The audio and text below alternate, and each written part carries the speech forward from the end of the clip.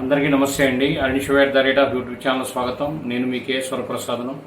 నేను మీకు ఈరోజు వీడియోలో విద్యార్థుల సర్టిఫికెట్లు అనేది దానిలో నకిలీలు వస్తున్నాయి, రకరకాల దాన్ని నివారించాలని కేంద్ర ప్రభుత్వం వారు విద్యార్థుల సర్టిఫికెట్లు భద్రత కల్పించి నకిలీలను అరికట్టేందుకు కేంద్ర విద్యాశాఖ అపార్ ఐడిని తప్పనిసరి చేసింది. పాఠశాల కాలేజీల్లో చేరిన ప్రతి విద్యార్థికి 12 అంకెల ఐడి కేటాయింపు అనేది ఇస్తారు.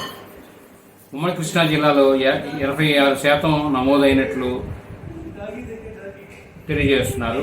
తల్లిదండ్రులు విద్యార్థి ఆధార్ వివరాలు సరిపోలితేనే ఐడి నమోదు సాధ్యం. ఈ ఐడితో సర్టిఫికెట్లు డిజిటలైజ్ అయ్యి భవిష్యత్తులో పోగొట్టుకున్న ఆన్లైన్లో పొందే వెసులుబాటు అనేది మనకు ఉంటుందండి. ఇది చాలా మంచి విషయం అండి. ఎందుకంటే ఇది చదువుకునే ఐడి కార్డు ఉండడం వలన ఇలా ఉపయోగం కూడా ఉంది మనకి. కొంతమంది ఒకళ్ళ బదులు ఒకళ్ళు ఎగ్జామ్ రాస్తుంటారు, అవి కూడా అరికట్టడానికి కూడా అవకాశం ఉంటుంది ఈ ఐడి కార్డు వలన.